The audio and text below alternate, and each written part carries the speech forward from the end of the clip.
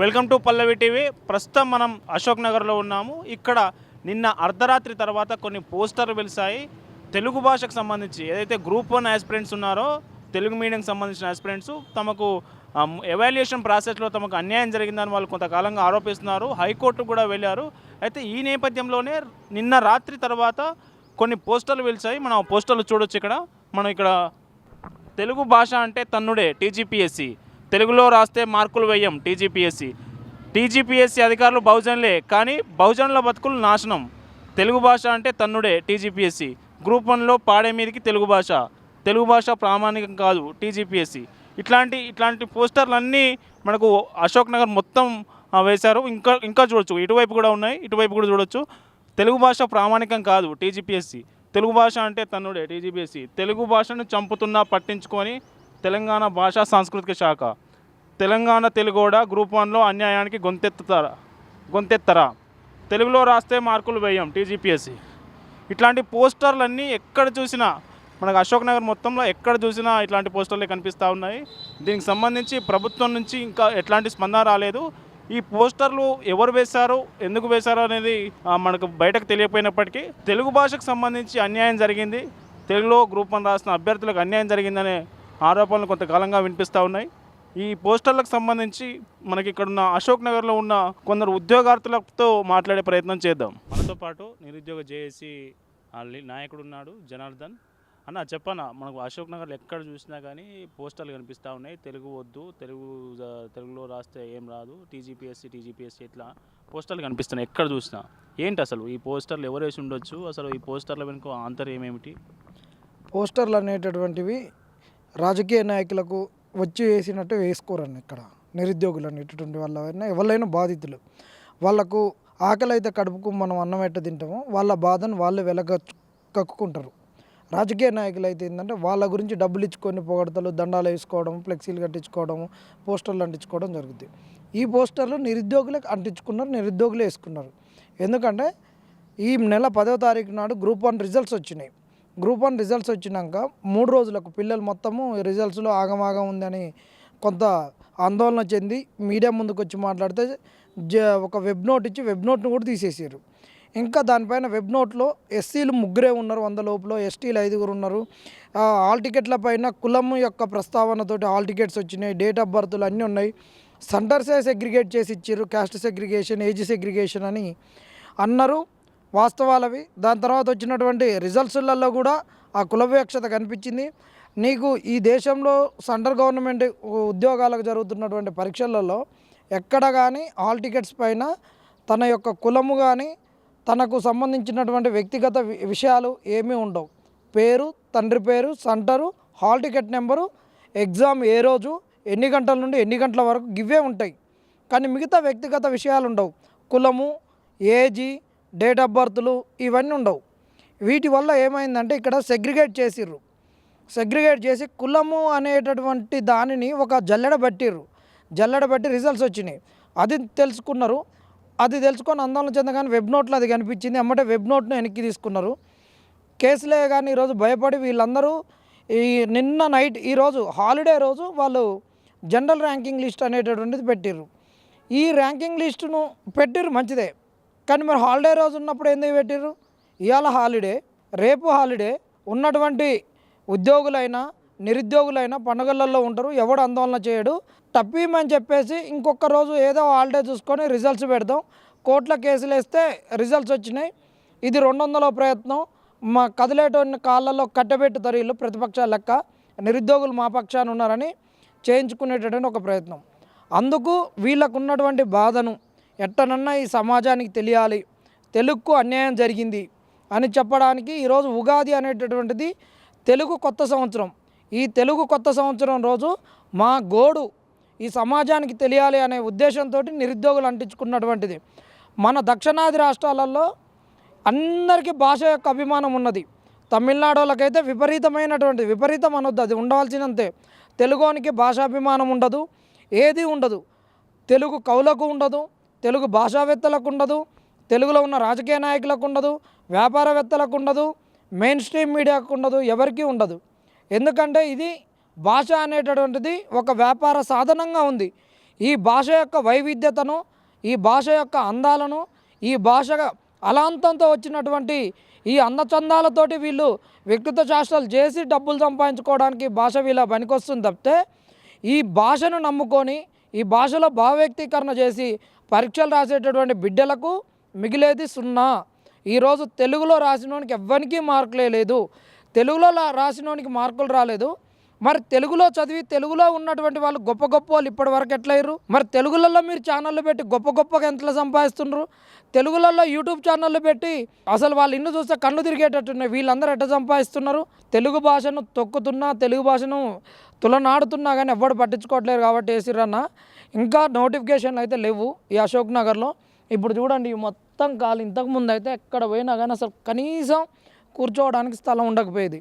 ఇప్పుడు నోటిఫికేషన్లు వస్తాయని చెప్పేసి ఇంతవరకు నోటిఫికేషన్ లేవు. ఈ గ్రంథాలయ సంస్థల అధిపతి ఎవరంటే రియాజ్ సారు, చైర్మన్. ఆయన అశోక్ నగర్ నుంచే వెళ్ళిపోయి ఆయన నేను గ్రంథాలయాలను మంచిగా చేస్తున్నాడు. ఇక్కడ మొత్తం ఖాళీ స్థలం ఉంది. ఇక్కడ చాలా హాల్స్ వేయచ్చు, మంచిగా చైర్లు పెట్టవచ్చు, రోజు భోజనం పెట్టవచ్చు. ఈ పిల్లలకి ఏది పెట్టడు.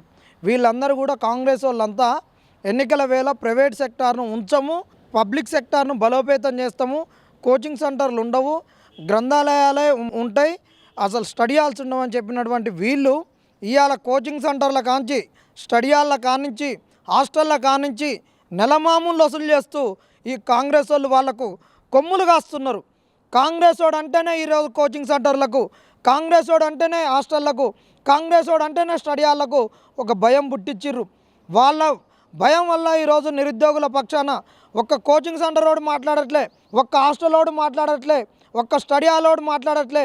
ఇవాళ పేరుకు స్టడీ హాల్ ఒక్కొక్కరికి 2 లక్షలు 3 లక్షల ఆదాయాలు, హాస్టల్లోకి 10 లక్షల ఆదాయాలు, ఇంకా కోచింగ్ సెంటర్లకు అయితే కోట్ల ఆదాయం.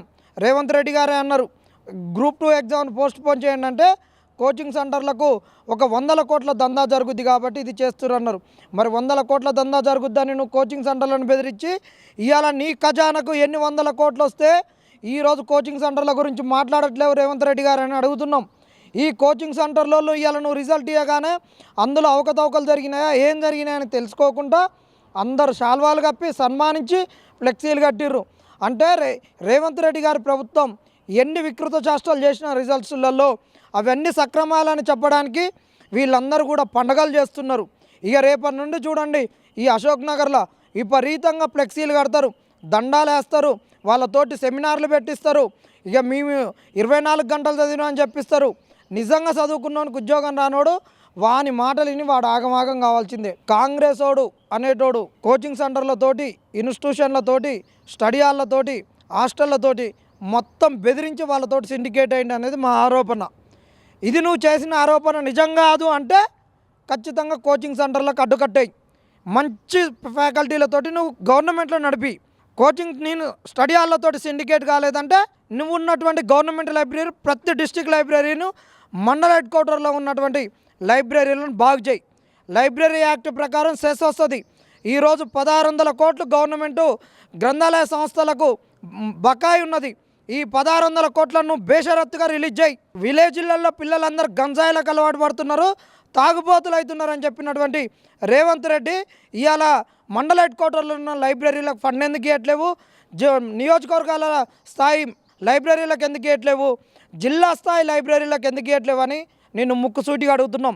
నువ్వు ఎన్నికలప్పుడు బీఆర్ఎస్ని తిట్టడానికి మమ్మల్ని అస్త్రాలుగా ఉపయోగించుకొని ఎమోషనల్గా వాడుకొని ఈరోజు ఎందుకు నిధులు ఇవ్వట్లేదని మేము అడుగుతున్నాం. ఇది ఆరోపణ కాదు, సత్యమో కాదో చెప్పు. నీ గ్రంథాలయాల సంస్థల చైర్మన్ రియాజ్ గారే మాకు చెప్పిండు 1600 కోట్లు బకాయి పడ్డది. ఇప్పటికి నేను 100 లెటర్లు ఈ ప్రభుత్వానికి రాసినా ఇప్పటికి నాకు ఒక్క లెటర్కి కూడా ప్రభుత్వం నుండి సమాధానం లేదని చెప్పారు. దీనికి మాకు సమాధానం చెప్పాలని అడుగుతున్నాం. మీరు తక్షణమే గ్రూప్ 1లో రివాల్యుయేషన్ చేయాలి, తెలుగు భాషకు అన్యాయం జరగకుండా చూడాలి. మీకు ఇంగ్లీష్ రాదు, హిందీ రాదు అన్నప్పుడు మేము తెలుగులో పుట్టినాం, తెలుగునే మాట్లాడతాం, మాకు తెలుగు కన్న తల్లి లాంటి భాష. మా అమ్మలు ఉగ్గుపాలల్లో తెలుగు పదాలను రంగరించి మాకు నోట్లో పోసిరని చెప్తున్న సీతక్క అయినా, రేవంత్ రెడ్డి అయినా ఈరోజు తెలుగు భాషకు పబ్లిక్ సర్వీస్ కమిషన్ అన్యాయం చేస్తే మీరు ఎందుకు నోరు మెదపట్లేదంటున్నాం. తెలుగు భాష పైన మీకు మమకారం ఉంటే ఈరోజు మీరు పంచాంగం కాడ కూర్చోరి, మమకారం లేకుండా తోక ముడుచుకొని కూర్చోమని చెప్తున్నాం. ఇదే నిరుద్యోగుల హెచ్చరిక. నిరుద్యోగులకు తెలుగులో అన్యాయం జరిగింది. ఇంకొకటి కూడా చెప్తున్నాం, తెలుగు పబ్లికేషన్ బుక్స్ ఎవడైతే పబ్లిష్ చేస్తున్నాడో తెలుగు మీడియంలో గ్రూప్స్కు మీరు కూడా బయటికి రావాలి. పిల్లలకు బుక్స్ అమ్ముకొని ఒక్కొక్కటి ఇవాళ కోట్లు దండుకున్నారు. ఇలాంటి లత్కోరగాళ్ళు ఎవడు కూడా బయటికి రావట్లేరు. ఇవాళ తెలుగు మీద వ్యాపారం చేసే ప్రతి ఒక్కడు బయటకు వచ్చి గ్రూప్ 1లో జరిగిన అన్యాయానికి నిరుద్యోగుల పక్షాన పోరాడాలని చెప్తున్నాం. మీ తర్వాతి భవిష్యత్ కార్యాచరణ ఎట్లా ఉండబోతుంది? ఇప్పుడు ఆల్రెడీ కొంత హైకోర్టులో కూడా కేసు పడ్డట్టుగా దీని మీద తెలుగు మీడియం గ్రూప్ 1 ఎవాల్యుయేషన్కి సంబంధించి దీని భవిష్యత్ కార్యాచరణ ఉంటుందా? మళ్ళీ జనరల్ ర్యాంకింగ్ లిస్ట్ వచ్చింది కాబట్టి అందరూ చల్లబడ్డట్టున అన్న ప్రభుత్వము ఈడ నిరుద్యోగులు కొట్లాడేది ఈడ వ్యక్తిగత బోరు కాదు. రాజ్యంకు ఎన్నో అంగాలు ఉంటాయి. రాజ్యం అన్ని అంగాలను ఉపయోగించుకొని ఒక పిచ్చుక మీద బ్రహ్మాస్త్రంగా నిరుద్యోగుల పైన ఉపయోగిస్తే నిరుద్యోగి అనేటోడు ఈ రాజ్యంతో ఏ విధంగా కొట్లాడగలుగుతాడు? ఈ రాజ్యం కొరకు కొట్లాడేటటువంటి ప్రతిపక్ష పార్టీలు అందరూ కూడా వీళ్ళకు మద్దతుగా ఉండాలి. ఇప్పుడు నేను చెప్పినట్టు నిరుద్యోగుల పైన వ్యాపారాలు చేసుకున్న పబ్లికేషన్స్ అయినా, హాస్టల్స్ అయినా, కోచింగ్ సెంటర్లు అయినా, స్టడీ హాల్లో అయినా అందరూ రావాలి. పేపర్ వాళ్ళు రావాలి, అందరు రావాలి. అందరు వచ్చినప్పుడు నిరుద్యోగులు ఖచ్చితంగా గెలుస్తాడు. వాడు వేల మంది వస్తుంటే, రాజ్యం వస్తుంటే ఏ విధంగా నెగ్గుతాడని మేము అడుగుతున్నాం. ఈ సమాజాన్ని కూడా అడుగుతున్నాం. మేము ఓడిపోలేదు, మీరు భయపడి కనుగుళ్ళల్లో దాచుకున్నారు. మేము ధైర్యంతో ప్రభుత్వంతో కొట్లాడుతున్నాం. మీకు ధైర్యం ఉంటే మాకు వచ్చి మద్దతుగా ఉండండి. నెక్స్ట్ హియరింగ్ ఎప్పుడు ఉందన్న? హైకోర్టులో కేసు ఉంది కదా, హియరింగ్ ఏమైనా వచ్చిందా? ముందుండే అవకాశం ఉందా? ఏప్రిల్లో ఇచ్చిర్రని ఇంకా ముందు ఎందుకు ఉంటుందన్న? వీళ్ళు ఇంకా కౌంటరే ఇవ్వరు. 4 వారాల తోట కౌంటర్ అన్నారు కదా. ఇంకా వీళ్ళు వచ్చి ఇంకా 2 వారాలు అంటారు, 3 వారాలు అంటారు. రిజల్ట్స్ ఇచ్చిన సార్ అయిపోయింది, వీళ్ళు కావాలని వచ్చిర్రు, ఏమీ లేదని చెప్తారు అంతే. ఈ ప్రభుత్వం ఇచ్చినటువంటి రిజల్ట్స్లలో ఎవరు తెలుగు మీడియం వాళ్ళు ఎంతమంది ఉన్నారో చెప్పాలి. ఏ కులపోళ్ళు ఎందుకు వచ్చారో తెలియాలి. చాలా తెలివిగా ప్రకటించారు ఈ ఫలితాలు అనేటటువంటి. ముమ్మాటికన్నా ఈ ఫలితాలలో గందరగోళం జరిగిందనేది వాస్తవం. ఓకే, ఇది మొత్తానికి నిరుద్యోగ జేఏసీ నాయకుడు జనార్దన్ చెప్తున్న మాటలు ఏంటంటే, తెలుగుకు సంబంధించి అన్యాయం జరిగింది. ఒక మాతృభాషకే మనకు ఒక గ్రూప్ 1 స్థాయిలో అన్యాయం జరిగితే ఎవరూ మాట్లాడలేదు, ఎవరికి అంటీ పట్టనట్టుగా వ్యవహరిస్తున్నారు. మరోవైపు సెలవు రోజు జనరల్ ర్యాంకింగ్ లిస్టు విడుదల చేయడం కూడా నిరుద్యోగుల ఆందోళనను, నిరుద్యోగుల నిరసనను పక్కదారి పట్టించే భాగంగానే ప్రభుత్వం ఈరోజు ఉగాది రోజు జనరల్ ర్యాంకింగ్ లిస్టు రిలీజ్ చేసిందని జనార్దన్ మనతో పాటు చెప్తున్నారు. కెమెరామెన్ నృపాల్తో కరుణాకర్, చిక్కట్పల్లి సెంట్రల్ లైబ్రరీ.